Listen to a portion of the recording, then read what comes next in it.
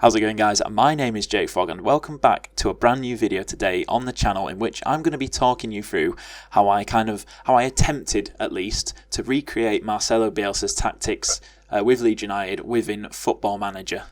So a little bit of backstory to anyone that is new around here, and if you are new around here, welcome. I hope you enjoy today's video, and if you do, please do consider subscribing. It does mean a lot to me, and leave a like as well if you do enjoy the video. That it really does help out the channel. But like I said, if you are new around here, I have actually documented this save in a series. I think I've released 11 episodes, so if you are interested in watching that, if you enjoyed today's video, I will leave a link to the playlist in the description down below and in an end card at the end of the video, so feel free to go and check that out. But anyway, into the main event, why we are all here today. So I decided, as I am a Leeds fan myself, I wanted to do something a little bit different with Football Manager. I always kind of go for your standard, like this tactic here, your 4-2-3-1 with every single save that I do, and it was kind of getting a little bit dull and a little bit boring. And I decided to spice things up a little bit. I never really experiment with formation, so I thought, I'm going to take over Leeds as a Leeds fan. What better way to do it than to create this? What I have named Bielsa ball. It kind of started out as like a little bit of a will it work, won't it work, and I think it's worked fairly well for me so far. So the first thing I wanted to nail down when it came to the formation was, well, the positions and the actual formation. So I think this is probably about as close as I can get with it being balanced. So in net, I've also put in, these aren't the exact positions or the exact players that I used in these positions throughout the season. But anyway, I've decided to kind of set it up how it would be set up in real life in terms of the formation. So sweeper, keeper in goal, pretty self-explanatory. He likes to take the ball at his feet, come out a little bit. Basically, Kiko Casilla is the epitome, the perfect example. Is epitome the right word? I don't know, but Kiko Casilla is the perfect example of a sweeper keeper, aka an absolute maniac. And then for the two centre-backs, I went with ball-playing defenders. I think if you've watched Leeds United, if you've watched how Bielsa likes to kind of play his football, you'll know that ball-playing centre-backs is absolutely vital to the way that he plays. And Ben White is a fantastic example of that. What a player. But the most important position in this formation, and in my opinion, what this formation pretty much revolves around, is Calvin Phillips in this role here.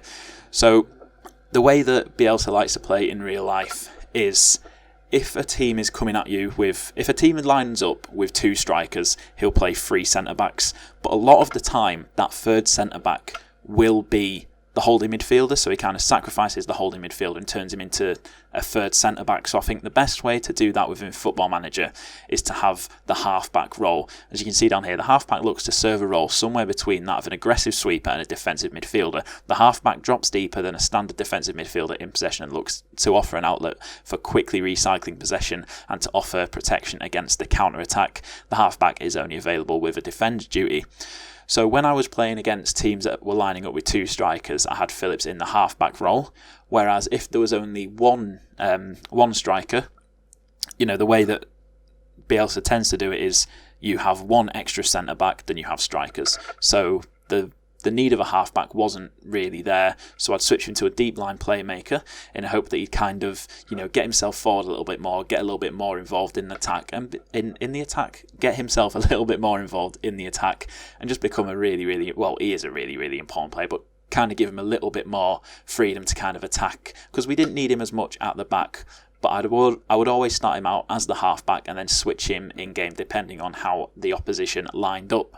And then with regards to positional instructions, I've put on take more risks.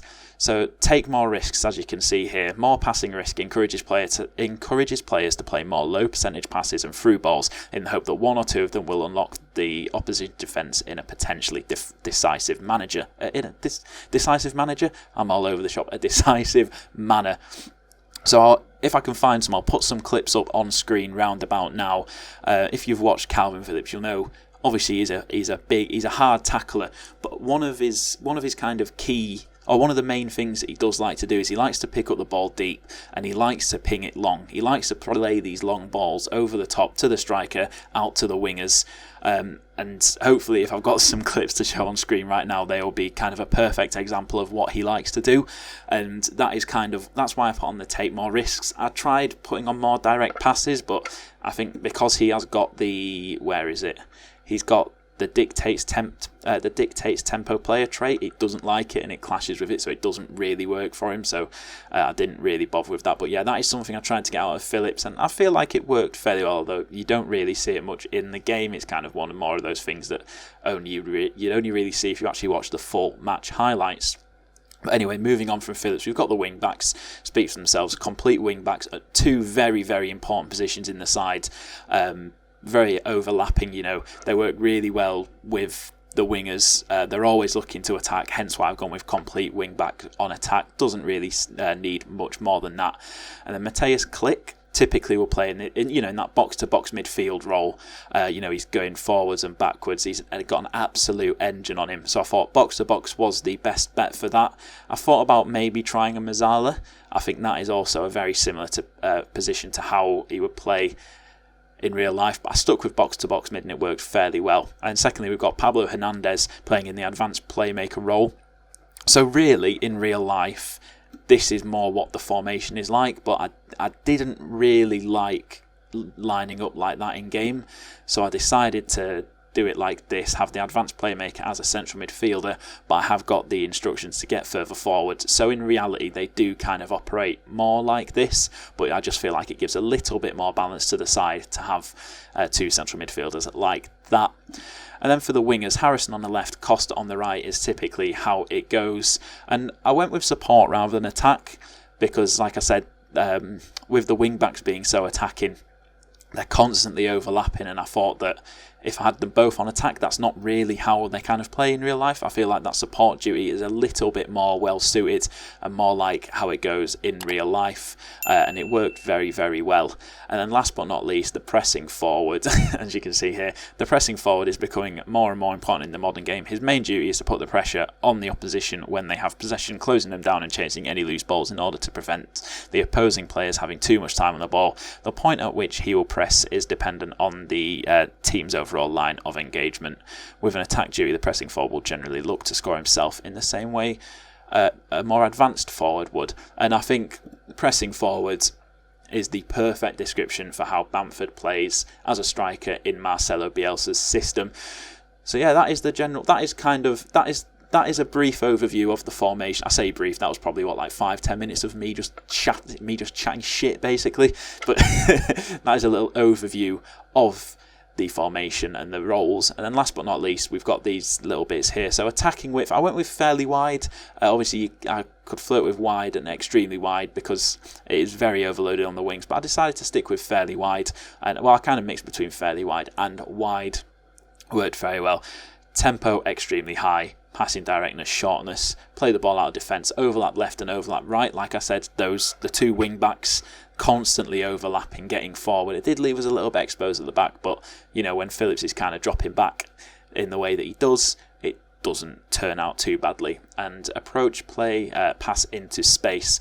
So sometimes also I'd have work ball into the box, and that seems to make the most sense, but also working the ball into the box meant that the players like Mateusz Klich didn't have as many shots from outside the box, and that is a big part of Klich's game. He scores a lot of goals from outside the box. He very, very rarely scores from inside the box, so he does have we do have a fair few shots from outside the box, but we also do work the ball into the box. So I just decided to leave that blank to try and give that little mixture. And then on the in transition section, counter press when possession has been lost, when possession has been won, counter. Goalkeeper in possession, distribute quickly, distribute to the centre backs and take short kicks. I think a lot of that speaks for itself. That's just a general pressing system. That's generally how they work.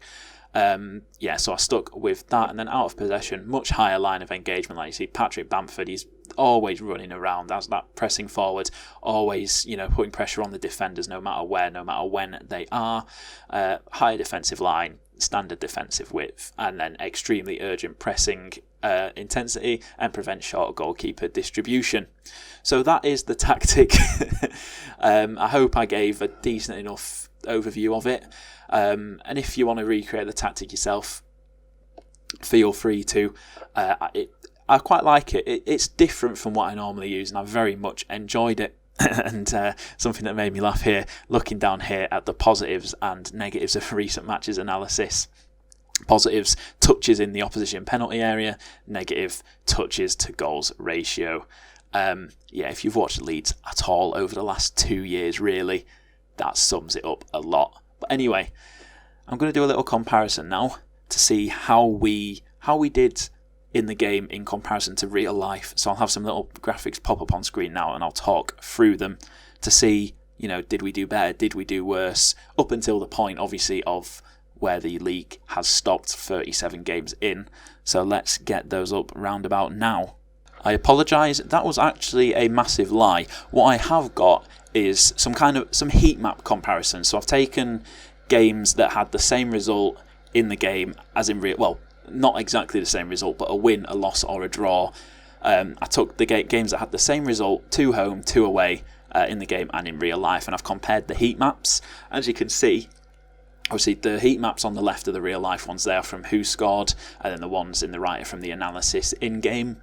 And to be honest, I think you can see in general, I think the Fulham one is a really, really good one, and the 2 away ones are really, really good. The home ones are a little bit off, but in terms of the 2 games that we had away, I think the Wigan game was a win and the Fulham game were losses. Like, the Fulham one actually does look ridiculously similar. You can see very, very wide in general. A lot of the hot spots in both real life and in the game are on the left and right wings. On the ones on the right, we're attacking from right to left, and then the ones on the left, we're attacking from left to right, just in case there's any confusion as to why they look like completely different. But that is fine. But yeah, like I said, I think they're generally really similar, and I think that's really good, and I think it kind of shows that at least I've got the shape right, and at least hopefully some of the style of play. But anyway, now on to the results. So August of 2019, the results that are up on screen right now are the real life results. So 4 wins, a draw and a loss. And the question is, could we do any better? Yes, we could. We won every single game. So that gave us 5 extra points on the month than we did in real life. Not a bad start to the season. Just 3 games in September, a win, a draw and a loss. And in game, 2 wins, 1 loss. So an extra 2 points overall. So once again, a better month all in all than real life. So the season got off to a good start, it's safe to say. So October in real life was a little bit of a rocky month. 2 wins, 1 loss and 2 draws. But could we better it? We actually couldn't. One of the draws turned into a loss, so we did actually end up with 1 point less overall. But still, the total points gained is better so far. So that's not too bad after the first 3 months. Pretty happy with that. So November, this is going to be a pretty hard month to beat because, well, in real life, every single game was won.